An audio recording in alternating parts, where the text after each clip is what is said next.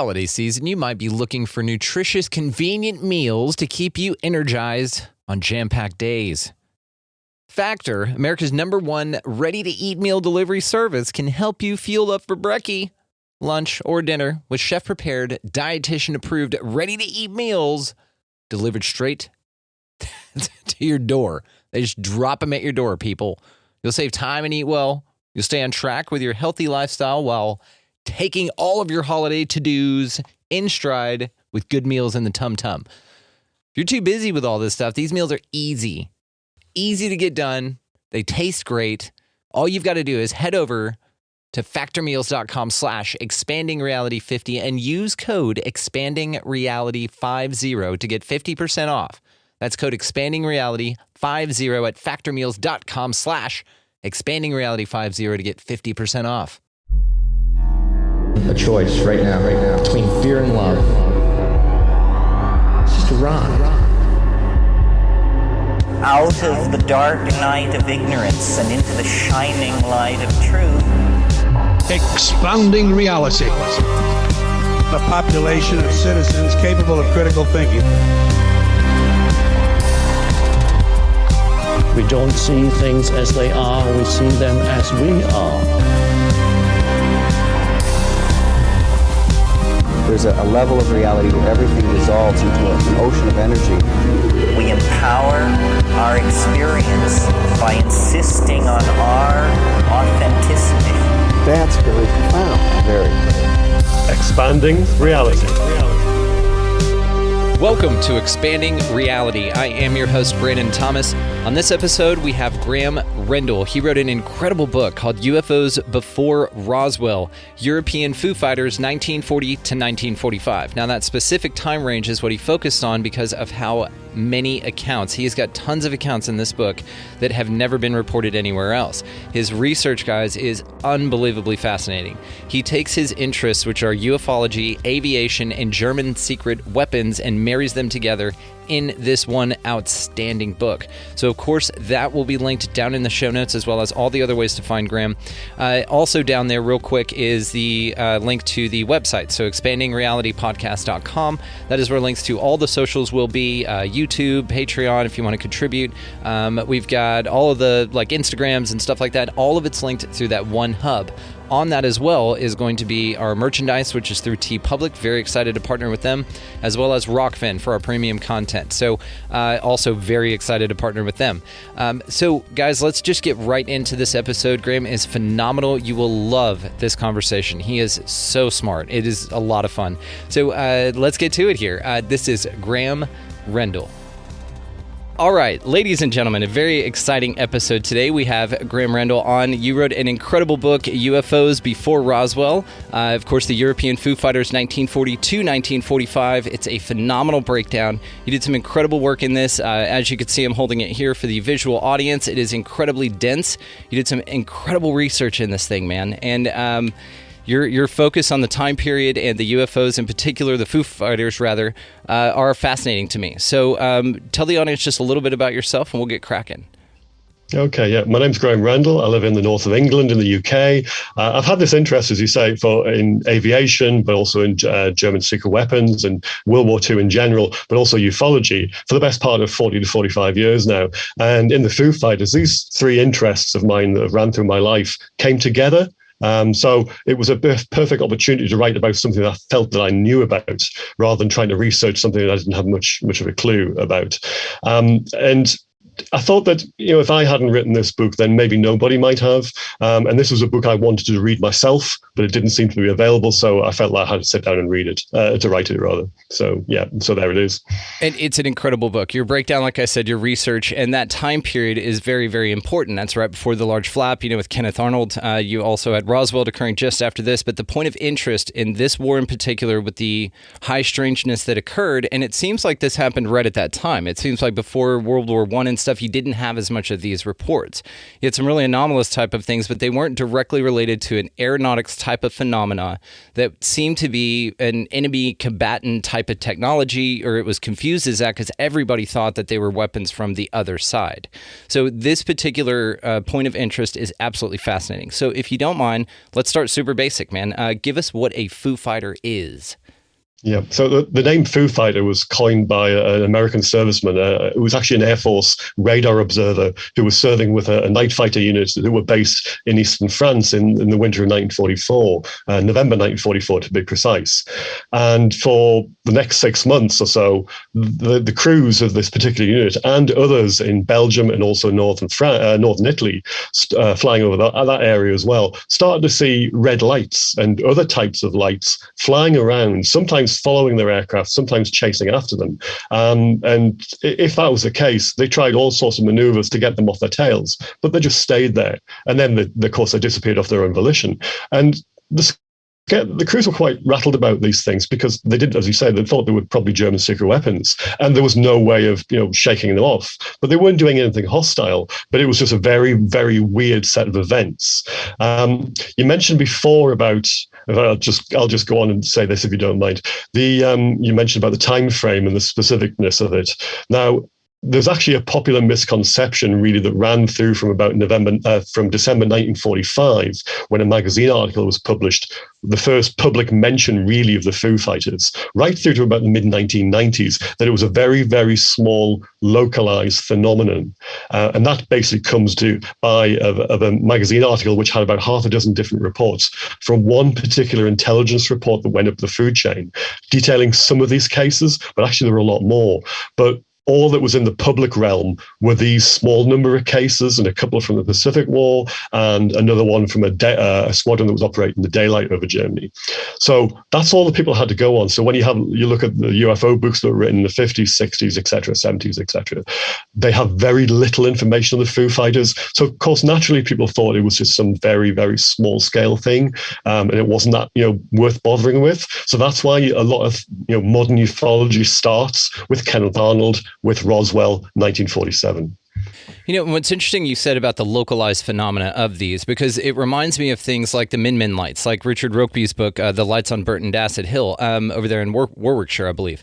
And yes, and then you've got the Marfa lights over here in West Texas. So there does seem to be this sort of localized phenomena type thing. And then you think even further to things like the Skinwalker Ranch, about the Meadow, Trey Hudson's work. And you think that maybe this is something having to do with like an atmospheric phenomena, something to do with aquifers under the ground, some electromagnetic type of a thing. But it is interesting that these appeared to be under intelligent control rather than just sort of lights in the distance. I like this. I do think that this is an excellent observation. So what do you think the Foo Fighters are? Well, if I could tell you that, I could probably solve the rest of the ufology riddle as well. I agree. Yeah. So I can't do that. I was never ever going to be able to tell people what they were. I think that's probably for other people to try and work out sometime distant in the future when we have much more information. This is effectively like baby steps into this particular phenomenon in the time frame that I'm talking about and we're talking about here. I don't think this book was ever going to be able to solve the riddle. It's more for people to then use as a springboard for their own research into maybe going through their own family history in terms of the people who fought in the war, and they can look through things like logbooks, or maybe do their own research in official records, because there are more records in America and even Germany which I haven't looked at so far. So the scope for much more examination of this particular phenomenon. Now, you also mentioned about the specificness of it in terms of its locality. Well, it is to a certain extent, but actually the phenomenon was seen right across Europe. So there were reports from the North Cape of Norway down to North Africa, from the Bay of Biscay off France, right across to the Eastern Front. So yes, it was possibly localized in terms of the reporting in certain areas, but actually that might have been just down to the nature of the units, how good they were at reporting things and how diligent the intelligence officers were. Because what I mentioned before about the list that was sent up the chain, that was actually one particular intelligence officer from one squadron going above and beyond what was expected of him, because other similar staff members from other squadrons weren't doing that. And if you look at the RAF units, which I've got some information in the book about, some of them are quite patchy in terms of what they wrote down after the raids. Some of them were writing down what the crews said verbatim, otherwise, or sometimes they were just writing down little bits of it, and sometimes they were ignoring it full stop. So there might be quite a lot more reports out there we're not privy to, and may never ever be privy to but they may have happened. This is an interesting point you bring up, because we do talk about like pilots that are scared to report things, because they'll get their wings pulled. They won't be able to fly. They'll be grounded. And so you're really depending on the accuracy and the forthcomingness of these pilots reporting these things, not only accurately, but at all. I think that that's a brilliant way to put it, because simply put, I mean, like you said, we may never know what happened with this.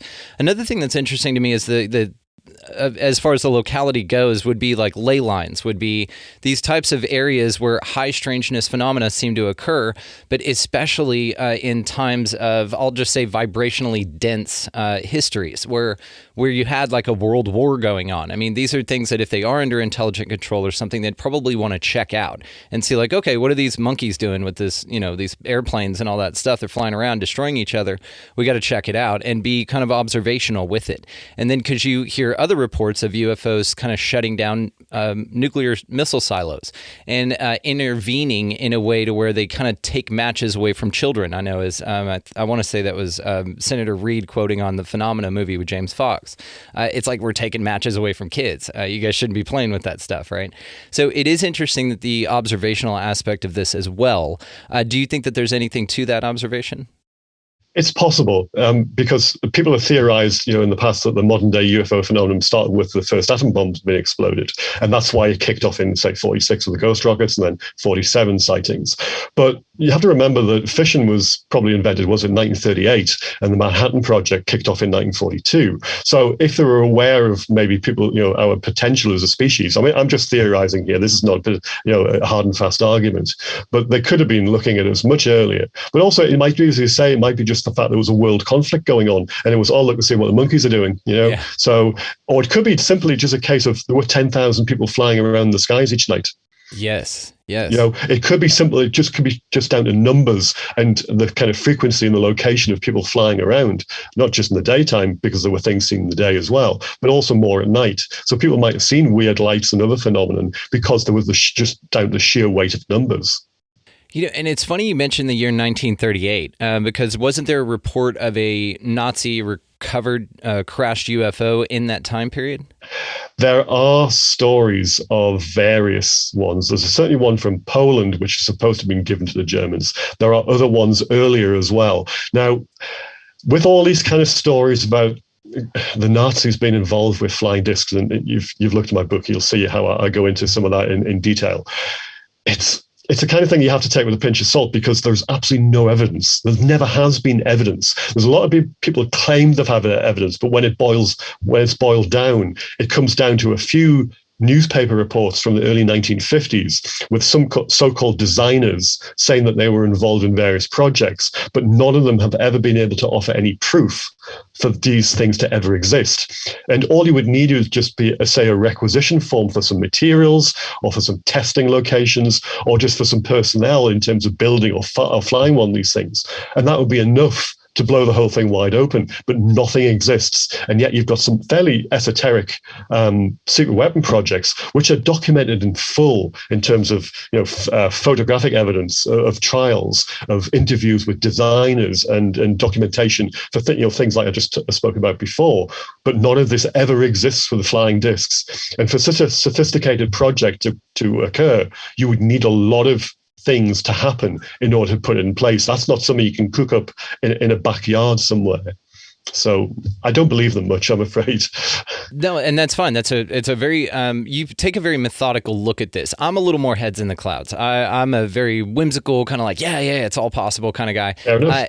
And I like that, but it takes looking into research like what you provide for me to kind of come up with these crazy theories. It's like I take a real grounded, solid theory like yours and go, well, what if it's time travel? And I that's just kind of where I go with it because I like to consider all of it. Now, there are kind of like what you said about the reports about Nazi secret weapons. We, of course, think of the Bell or the Wunderwaffen that they were talking about. And then allegedly there's been a concrete structure that they found over there and that they say that's where it was housed to test and, all of these interesting things. And they're fun, man. I mean, these stories are so much fun. Oh, yeah, they are. And you look at things like Operation High Jump, and going down to New Schwabenland in Antarctica and the battle, that took place there, and just handed, the military their hat and sent them home, the U.S. military. And, all of these things are so much fun. Do you think any validity to any of it, even though you can't connect the dots directly? Do you know what? A long time ago, so I heard about those stories probably 35, maybe almost 40 years ago. And I thought they were fun then. I was quite young, and it was almost like I wanted to believe those things were true because they were so exciting and so radical and just so beyond what accepted wisdom was. But then you get a bit older and a bit wise, and you start looking at things and you try and look for facts, and you just can't find any whatsoever. And then the things that people say about, oh, well, this is what actually happened. Well, when you look into it, no, it didn't. So therefore you can blow holes in a lot of it. And then what you're left with is just people's stories, or a nice little narrative, but actually doesn't add up to much at the end of the day, because there is simply no evidence ever to back up any of it. Even just a small shred would be enough. But yes, there was a time when I used to think, oh, that's really interesting. I wish that was true. And I think it's a bit of this kind of wish fulfillment. And also there might be some kind of neo-Nazi element back in the 60s when a lot of these stories apparently appeared for some of this nonsense. And I will call it nonsense because I don't go into the bell, because that's just completely nuts, basically. I can explain why I feel that way. I don't go in that far, but I do talk about the German flying discs, and I do talk about some other radical weapons that a particular Italian author came up with in the 1960s. And a lot of people who talk about the Foo-Fighters go back to that as well as a potential explanation. And if you look at websites, about the Foo-Fighters, his name and these things crop up all the time. So it was a case of playing whack-a-mole, basically, with a lot of these kind of stories about the discs and about the aerial flak mines. And I thought the Die Glocke, the bell, as you say, was just one step too far. And I do mention it by name, but I say, look, if you want to do your own search, go knock yourself out. Because basically it was a Polish guy who reckoned he'd seen an intelligence document that the Polish army had received based on an interview of an SS leader who had been based in Poland. And it was about some facility that had been underground at the end of the war in the mountains. And as you say, this facility above it, which was this kind of concrete structure in a circle. And it seems to be that was actually the basis of the water tower. But also the police, the SS police leader, the guy who's supposed to have provided this conversation or this interview, he was shipped off to Norway at the end of 1944. He was never even in Poland for the last 6 months of the war anyway. So I'm not entirely sure how he could be privy to a secret weapons program right at the end of the war. So none of it really makes sense. When you start digging into it, just superficially, it's a kind of, and then I hear things about the guy who came up with all this stuff, Witkowski, I believe they call him, and some of the the books he'd written about other German secret weapons, and some of the reviews are a bit kind of, that's not entirely kind of great, that book. And I just think, okay, I'm just going to leave it there, and I'm not going to go any further because I don't want to spend my time chasing after kind of ghosts, basically. I love it. You just see a book about Nazis and flying discs, and you're like, 1 star, get out of here. Not even worth my time. Funny enough, I mean, my library back here, I do have books on sort of that kind of stuff, and I have entertained it in the past in so much as it's good background, and I will look at it. I'm not just going to go, oh, I don't believe that without looking at it. Don't get me wrong, but I need a bit more than what's there, because everything that I've read so far just points back to the certain handful of things which, when you look at those and you get them in your hand, they just crumble away, and that you're left with absolutely nothing. Whereas with other UFO reports, you can chase back to source documents. It might not get you anywhere, but at least you've got something to actually hold or to look at, where with all that, you've got nothing, I'm afraid. So yeah, that's what it is. I respect this part of you as a researcher, just simply because you really do stick to the facts, or stick to the provable evidence, the things you can track down and put hands on, which what you've come up with just the evidence is fascinating, man. I mean, there's so much cool stuff out there without having to go, down to Antarctica and whooping the U.S. in some crazy war from a secret Nazi base, which again is fun. That'd be a great place to launch your secret space program out into space, right? It's from down there, nobody's hanging out, nobody's paying attention. You can get away with a lot. But one thing that I think is interesting, and why I think that these things, and I'm sure you'll agree with this, these myths occur is because of all the factors, and especially the occult digging that the Nazis were doing, the mysterious element to all this, the Thrill Society and all of these different things and how it was connected. And then you look at New Schwabenland, because there is evidence that there was a Nazi base down there, right? But they allegedly went down there for whale oil to kind of fuel their machines and everything. They sent an expedition down. I think it was either 37 or 38, and they had some seaplanes on board the aircraft, the ship that they sent down. And basically, what they did was they flew the seaplane over the coast of Antarctica and dropped some little swastika kind of flags from the airplane. That's all they did. It's like, that's ours. So, that's it. Yeah, it was basically just a kind of a land grab, a kind of ceremonial land grab. But that's all they did. But before the war, they didn't really do anything else. They had, during the war, they had surface raiders, kind of like converted ships that were masquerading as kind of other vessels that were going around into the Indian Ocean to supply submarines and things like that. But they never really went anywhere near Antarctica because there was no point. We didn't have any forces down there. You didn't either. So there was no real kind of advantage to try and weaponize Antarctica in any way. And then the stories about the U-boats going down there at the end of the war, well, again, there's no kind of evidence. There was one that surfaced in Uruguay or Argentina at the end of the war a couple of months afterwards, but it was because they didn't get the surrender order until later on. And all the other ones actually went to port. They've all been accounted for. It's not as if any's gone missing anywhere. One of them actually does appear in the book because the submarine had some fairly interesting personalities on it in terms of possible transfers to Japan in terms of weapons technology, but nothing there could be actually sort of, looked at as, oh yeah, that was probably a Foo-Fighters or something else, So the stories about crated jet fighters being put into submarines to send to the Japanese, well, no, they couldn't have done that because the submarines weren't big enough.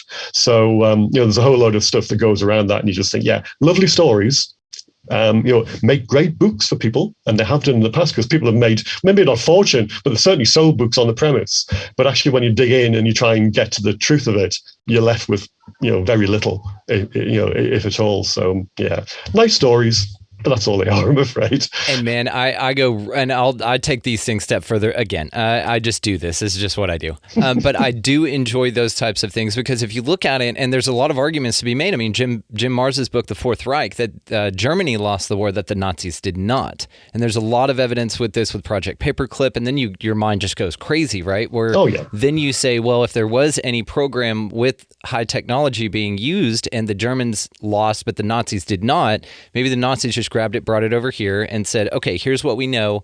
We're going to fake everything else. And I think that these things are possible and that compartmentalization could happen. Even if, like, let's say that we were doing reverse engineering of craft in the U.S., then that type of stuff would be broken up and so compartmentalized that it is possible to kind of bury some of that stuff. And especially in a time before the internet. If it was all hard copies of things and they had one or two copies of it, you just carry that stuff off to your new home America, and then you create NASA, and then you continue the work, right?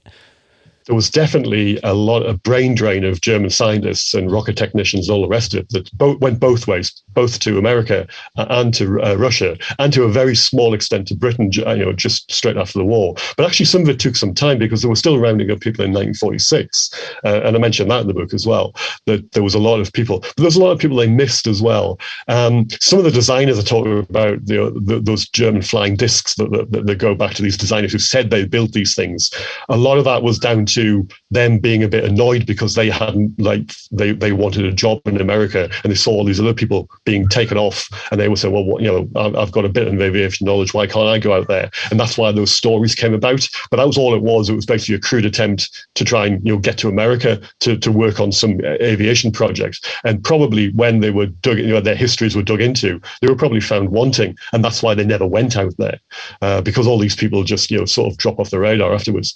But yes, you're right. There were a lot of people who went to America and Russia, and if there were any kind of secret projects going on with reverse engineering things or just domestic building things domestically, then yes, those would have been the go-to guys, because at the end of the war they had probably the best in terms of theories and the best facilities for testing things. But whether they built anything, that's a completely different sort of question entirely. And the war ran out before a lot of the things that they were talking about could ever get put into practice, because there was a lot of squabbling during the war. There was a lot of political infighting. If you had to get sponsors basically to get any kind of project off the ground in Germany, and yet you could have the best war-winning project ever. But if some VIP in the Nazi Party didn't like you, you got nowhere, because your patronage was everything. And the Horton brothers, who built those flying wings, they didn't get sponsors because certain people in the hierarchy of the Nazi Party didn't like them, didn't like the kind of the cutting edge technology that they said they had.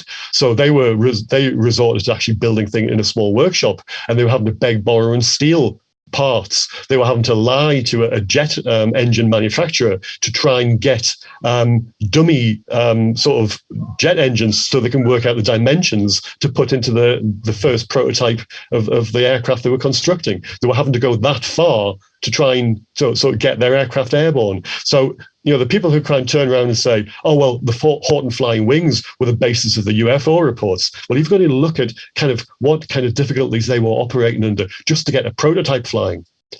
So it was a lot going on that people put too much credit, I think, into a lot of things that didn't happen, or a lot of people who were working on things. They just didn't get as far as people sort of maybe like to think they did or believe they did. It's not that simple, I'm afraid.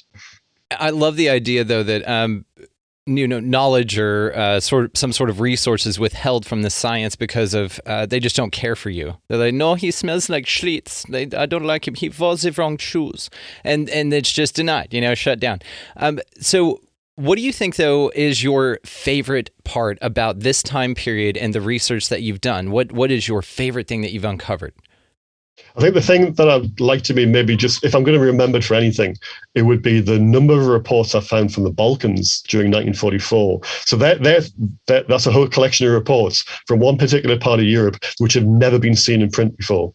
So in the course of the research, I started looking at various squadron records from the RAF from 1942 through to the end of the war, because 42 is when most of them start kicking off. There were earlier ones, but the actual reports and to get to the nitty gritty, it's very vague. Whereas from about 42 onwards, you start seeing in the squadron records mention of strange things, like they call them meteors or they call them rockets, when such things didn't really sort of fly around.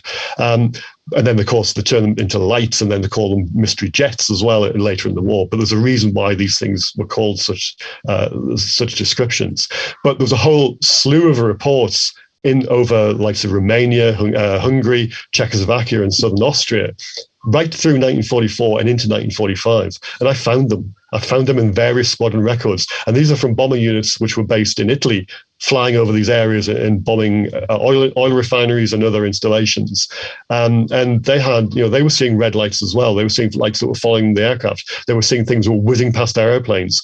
In a couple of cases, some of the Liberator bombers that the RAF were flying, the American supplied aircraft, these lights were surrounding their aircraft, 6 at a time sometimes. So there was clearly something weird going on, because this part of the world wasn't being used for testing rockets. So, and the Germans didn't employ operational flak rockets either. The only rocket they actually really put into service was the V2, and it didn't kind of fly that way. It went straight up, went to about 50,000 feet, then sort of turned on a side, and then flew horizontal for a bit, and then dropped down. It was the way it flew. It didn't chase after bombers. The V2 just didn't do that, and it wasn't a V1 flying bomb, because a pulse jet engine from a flying bomb was only effective to a few thousand feet. That's why they couldn't fit them to fighter aircraft, because they just were ineffective at high altitude. So you wouldn't see them at high altitude either. So therefore, that can rule those things out. So there's a whole load of reports that I have found. I don't know what they are still, but they're clearly the same thing. They're these mystery lights that were seen flying around, sometimes chasing aircraft, sometimes just whizzing past them, but very, very weird. And the crews then didn't know what they were either. But they thought they were German secret weapons. And that's the thread that just runs through all the reports, because they had no frame of reference. They didn't think they were UFOs or flying saucers. Those words weren't even in the lexicon then. They just thought, well, they must be German secret weapons, because, well, what else would they be? We see this a lot with descriptions of early, what we would describe now as high technological phenomena being described as something that either ancient people or people without a frame of reference would describe these things as, like lights in the sky, sky gods, chariots, right? Ezekiel's wheel within a wheel type thing. And you come across these reports because there is no technological frame of reference. So it's interesting. But there was a technological frame of reference for rockets, and that's interesting that they were reported as such. Now, I've got a question about that particular report. If rockets weren't being used in the area at the time, was it people reporting them that were familiar with the fact that rockets existed, and so they thought that that's what they were, and so they described them that way? Even though rockets weren't being used? There was an evolution in terms of the way that they were described. So at one time they were called meteors, or actually originally it was just lights. Then it was meteors and rockets, but they were expecting to see things at certain times because the intelligence services were receiving reports of the Germans working with certain types of weapon. And there was a theory that they were probably developing some kind of rocket. What that kind of rocket was, it was unsure. And the Germans did have 50 different types of missile in development during the war. They had quite a lot. There were different types. There were air-to-air missiles, there were surface-launched missiles, there were anti-shipping missiles. The actual flak rockets, the surface-to-air ones, never got anywhere because there was protracted development time. There were delays. There were problems with the engines. There was a whole raft of things that went wrong that they couldn't put them into service, and they were in specific testing areas as well. So the report, you might have got away with saying, "Oh, well, a report in a certain area might have been that," but you couldn't apply that logic to right across Europe. And actually, the reports in 1942, when the first mention of rockets comes about in the intelligence reports, the Germans didn't even have rockets then anyway. And if they did, there was only one particular type, and that was a decoy for the flares that the Allies were using to mark targets. And they had a decoy rocket which could go at about 6,000 feet and then deploy parachutes, flares, which would simulate, like as a decoy, fake flares basically, but it wasn't widespread use either. So again, it was too low down. So you can't attribute that to some of the sightings in the intelligence reports. We were saying they were seeing these things flying around at 20,000 feet, 25,000 feet. So they're not the same thing. So the question is, what are they? But you can rule things out. But then it leaves you with, well, what the hell's going on? So there are rockets. But then actually you go forward a couple of years to 1944, in the summer of 44, and the Germans start deploying jets and rocket-powered aircraft, but just in the daytime. So therefore, you've got another element that you can understand the kind of the mindset in the Allied intelligence, and they'll be going, well, we're going to see these at night sometime. And funny enough, you get to October 1944, and you've read the book, you'll see this, that the RAF crews, the gunners, start seeing, or reporting rather, encounters with mystery jets in the start in October 1944, and they go right through the end of the war. But at that time, the Germans weren't deploying the Messerschmitt 262 as a jet fighter at night. In any case, the first unit only came on strength mid-December, and there was only one pilot who was qualified to fly the aircraft at night, and he spent most of the next month and a half training other pilots. They weren't even flying combat missions, and actually when they did, they were restricted officially to the defense of Berlin because they were suffering night after night after night by Mosquito fighter bomber attacks, and that's why the jets were actually built to fly at night, was to combat that particular menace. So they weren't even allowed to fly over any part of Germany, other than Berlin. So all these reports of mystery jets were actually over the Ruhr, which was a couple of hundred miles to the west. So they weren't jets. Again, there's the question, what were they? And then they also report this rocket-powered aircraft, the Comet, seeing that at night as well. This little bat-shaped object that was a very difficult aircraft to fly in the daytime. It was powered by a very volatile fuels. But they see that at night as well. Well, they can't have, because it was never operated at night. It's too dangerous to fly in the day, never mind night. So again, what are they seeing? Are they just seeing things? But no, because actually in some cases they say they shot them down.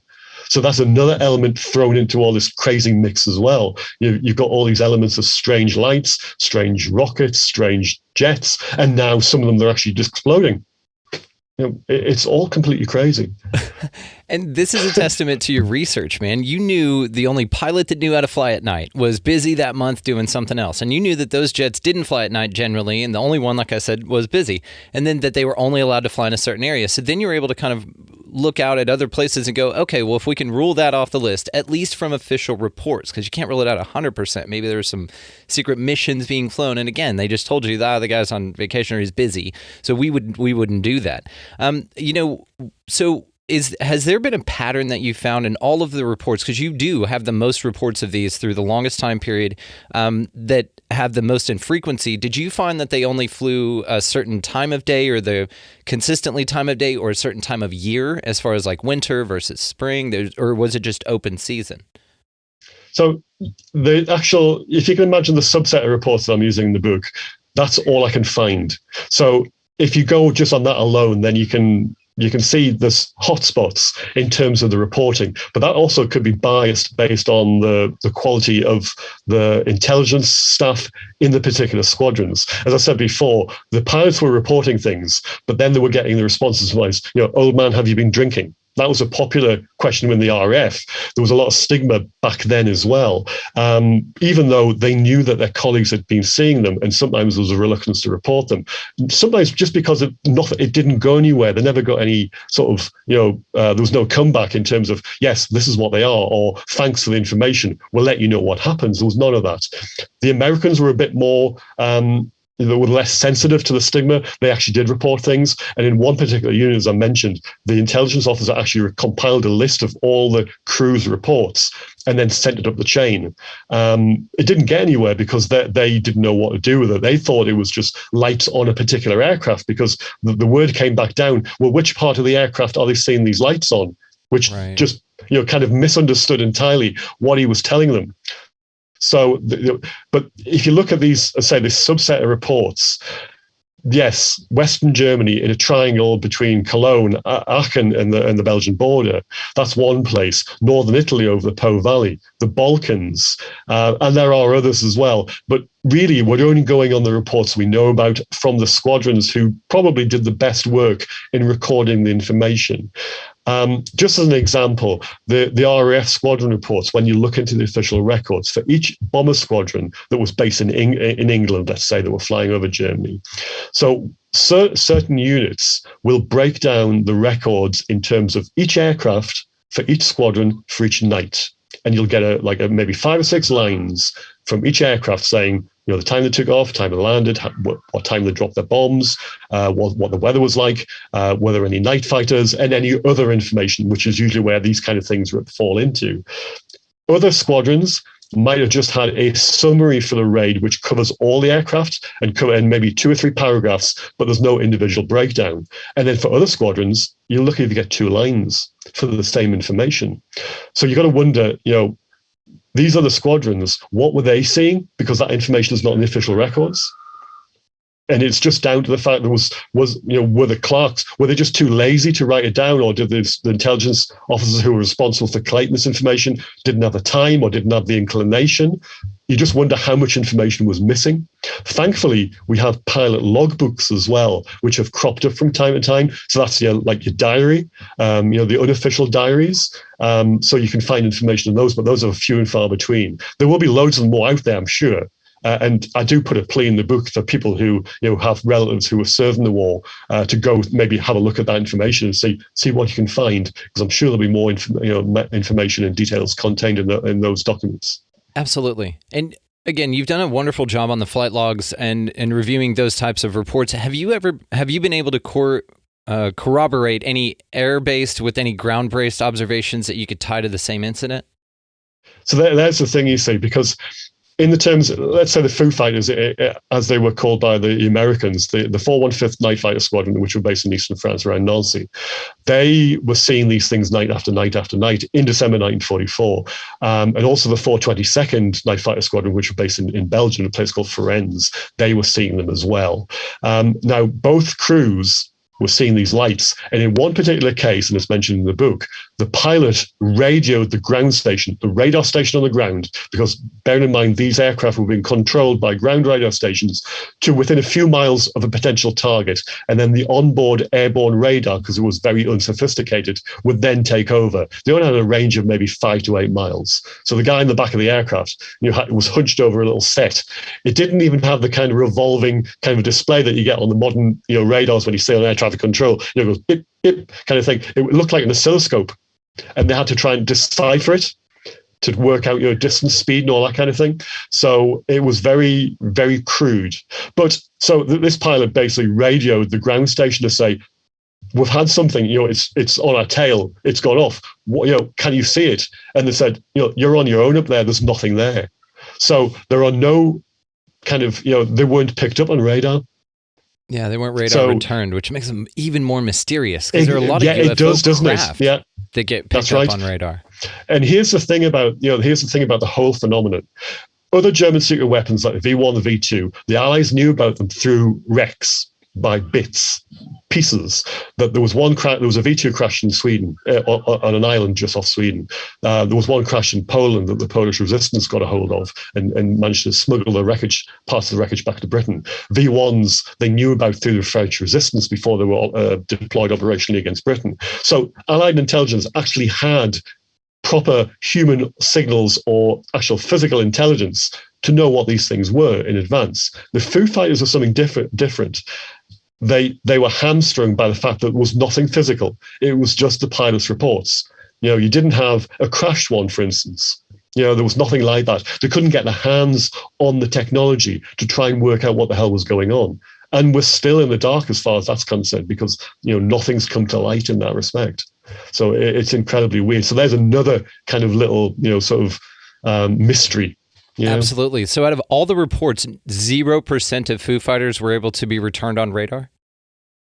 So as far as I'm aware, there are stories in the book about aircraft that were chasing after targets which they never could catch up with, and they were going here, there, and everywhere. In Italy, for instance, there's a story about a Mosquito, a crew of a Mosquito night fighter, and they were, I believe they were American as well, because they were using mosquitoes that were supplied by the British to the Americans in Italy, and they were vectored after target, and the target was just eluding them all the time. It was too fast. And Mosquito was a very fast aircraft, and the Germans didn't deploy jets to Italy, apart from 3 reconnaissance aircraft in March 1945, and this was in 1944. So you have to wonder what that aircraft was, if it was an aircraft. So yes, you could probably argue that maybe some of them were picked up on radar, but there's no hard and fast evidence for that. But whatever that was, it was fast enough to elude a Mosquito, and that was pretty good going for an Axis aircraft. So again, what was that? But most of the times when they saw these lights, whether it was in Italy or over Belgium, France, or Germany, or even over the Eastern Front, as far as they're aware, they weren't picked up on radar. Were any of the pilots reporting craft along with the Foo-Fighters as well, like a solid metallic disc and all that? Okay. Yeah. So there's a famous report. Actually, this did come to light before 1905, when some of these reports, more reports came to light. There was a bombing raid in November 1942. It was a group of British bombers who were flying to northern Italy, round the side of the French Alps, to get there to bomb an engine factory in Turin.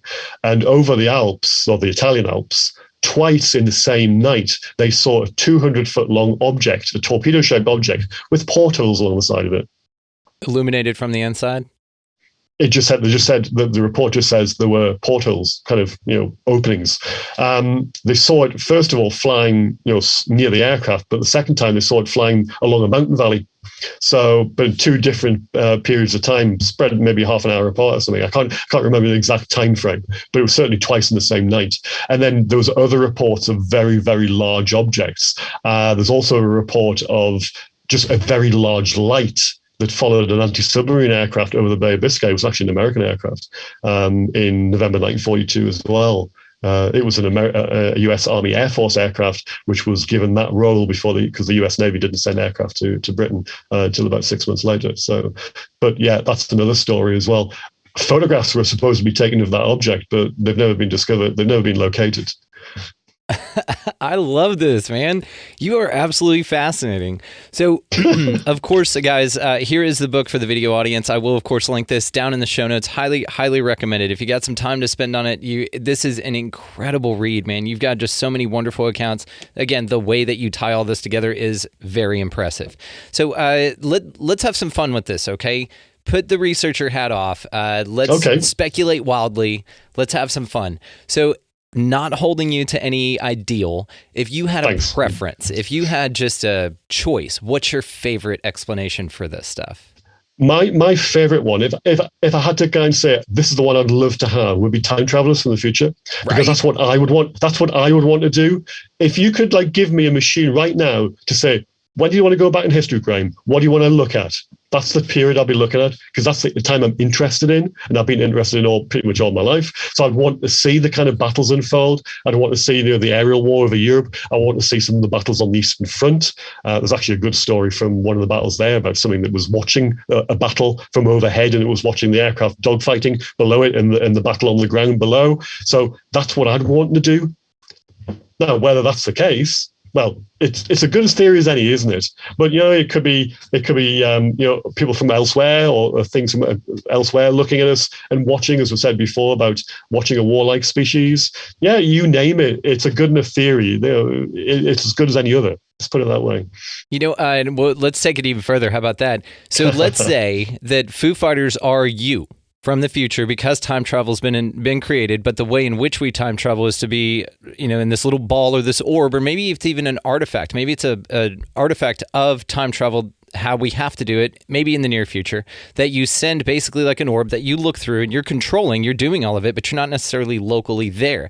Now, the ironic part about this would be, of course, you would go to this time period because this is what fascinates you.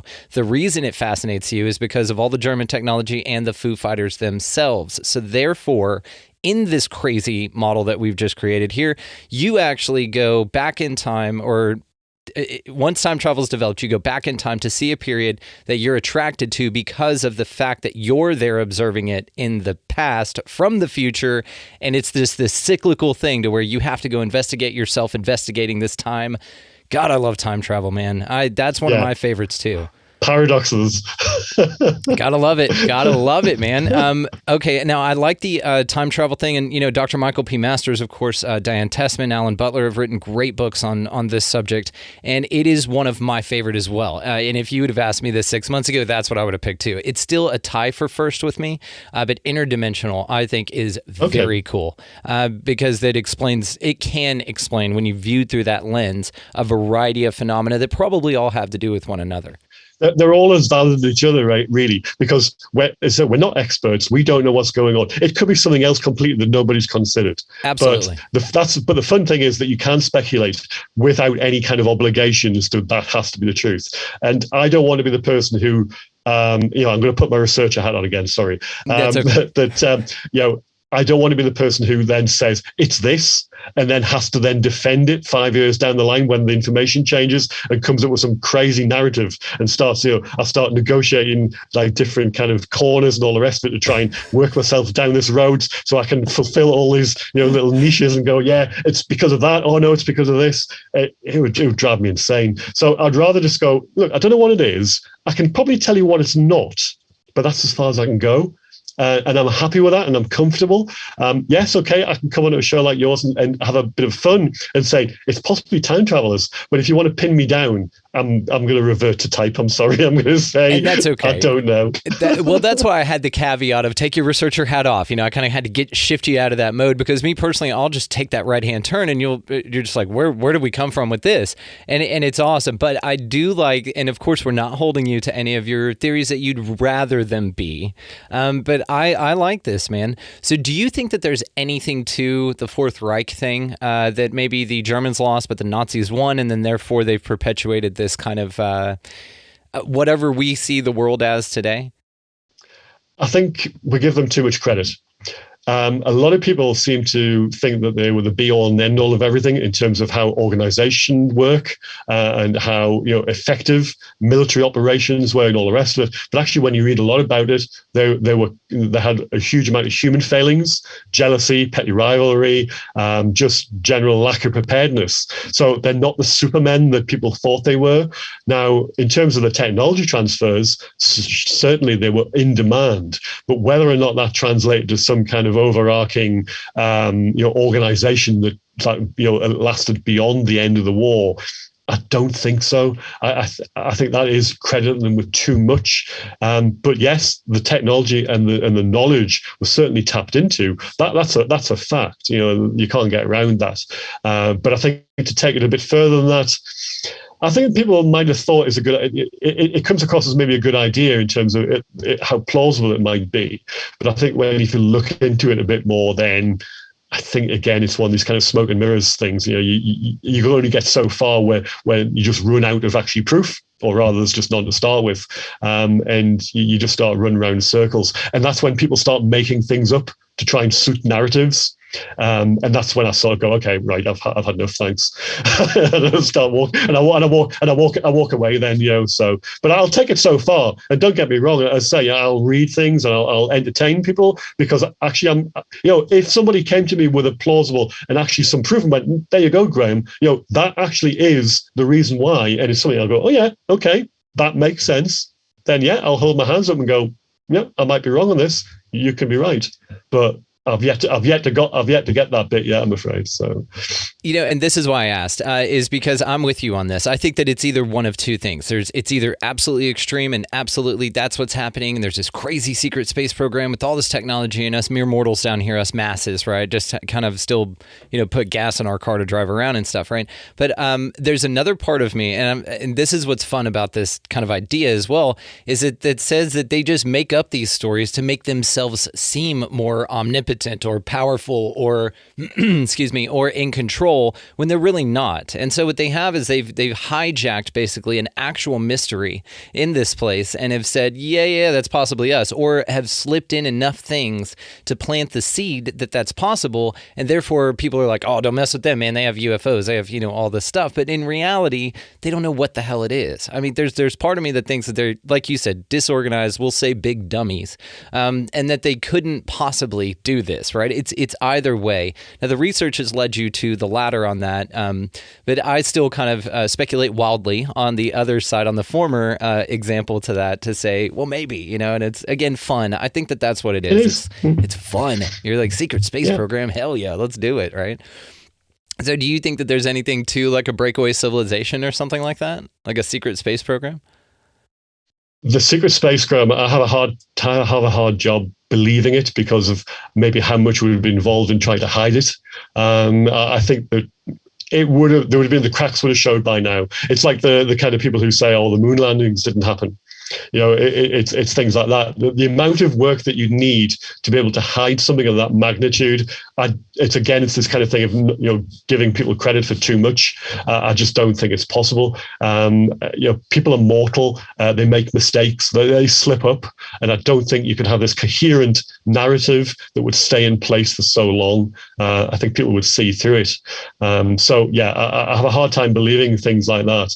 But again, to say, if somebody came to me tomorrow and said, look, there you go, Graeme, here's the categoric proof, and I can't shoot holes in it, then yeah, fine, okay, yeah, I'm wrong, you're right. So I'll be the first to hold my hands up and say, yeah, sorry, I got that completely wrong. But I'm not there yet.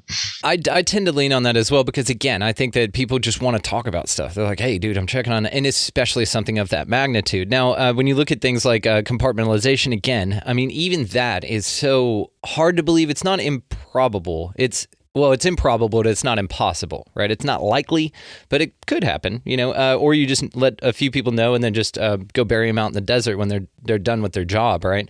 Training accidents happen all the time. So what do we have to look forward to in future work from you, brother? So you'll see from the title of the book that I only looked at the European cases during the war. There are plenty of cases from the Pacific War, and that's the bit I'm working on next. So I'm at the initial stages of looking into the kind of records that I looked for this one, to see what kind of scale and the geographical scale, but also the time frame that was involved there. It'll be a similar kind of book, I'm afraid, but it'll deal with those particular cases, but it won't have the Nazi flying saucer element in it. It might have some other stuff, because who knows where it'll take me. I'm the kind of person who I go where the data takes me. So I can't say at the moment what the book will pan out to be, but I will do the research that is warranted, and then I'll see what I come up with. And that's all I can promise at the moment. Well, whatever you come up with next, I know it's going to be amazing, and I'm looking forward to that. And so, guys, make sure to check out the show notes, of course, for UFOs Before Roswell, European Foo-Fighters, 1940-1945. Graeme, you're a badass, man. If I don't mind saying so myself, you are awesome. I've really enjoyed speaking with you. Before we close out here, was there anything else you wanted to touch on? There's one particular thing I'd like to say before I close. There's three people I'd like to thank in connection with the book. The first two are Dan Zetterstrom and Olaf Rockner. For people who are on UFO Twitter, they'll know who they are. They're the people who created that awesome cover which on the book. I was telling the wife about this, and the mat, I mean, just their cover, everything about this, man, is so cool. So that particular cover is a case that's covered in the book. And it's from a Wellington bomber crew who opened fire at a light and nothing happened. So that is possibly, it's a really, really good case. So they came up with that artwork in secret. They didn't even tell me they were doing it. I found out, a few weeks afterwards when I was going to ask Dan to say, would you consider doing the cover? Oh, we've already got one. We're already doing one. This is a testament to you, man. People want to see you succeed. This is one of my favorite, the information, of course, but this is an awesome cover. So they did a great work. Yeah, they did. So the third person is actually on the cover there, Sean Cahill, the one of the witnesses to the 2004 the Nimitz encounters. It was a kind of like punching above my weight kind of thing, asking him in the first place. But he said yes. And I didn't realize that he had this personal connection with the Foo-Fighters, which he's never ever he's never told anybody else before, certainly not in public. But, he was generous enough to give me that information in the form of a forward. So I am incredibly grateful to Sean as well for doing that for me. And it just sets the book off nicely. He's got a real way with words. And Sean's one of those people that, when he speaks, people listen. So it was wonderful really to get his involvement in the book and his blessing. So I'm really thankful for him as well. And to everybody else in UFO Twitter and beyond who gave me words of support and encouragement when they knew I was writing the book. I had a piece published in the Debrief back in April this year, which Chris Mellon, he commented on Twitter. He liked what I've written. So that was quite a boost as well. So all those people, everybody who said something and mentioned something and just, chivied me along a bit, then, thank you. And thanks to people like yourself who have given me the platform to also speak on the subject afterwards, because it's something that people don't talk about very much. They like all the other things, they like the Tic Tacs, they like the flying saucers, all that kind of thing. Foo-Fighters generally don't get a look in, so I'm pleased to be able to maybe rectify that kind of imbalance a little bit. So yeah, thanks very much.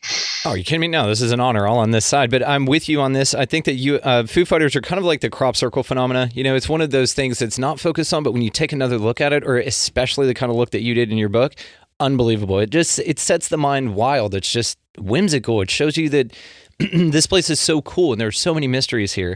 And you did a wonderful job. Like I said, of course, I will be linking all of the ways to find this and yourself and some UFO Twitter stuff as well, of course, man, down in the show notes.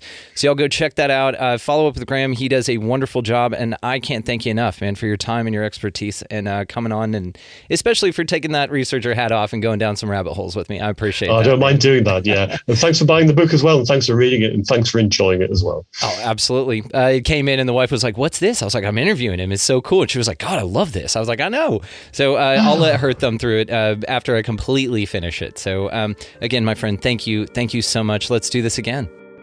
Yeah, wonderful. Thanks again. Cheers.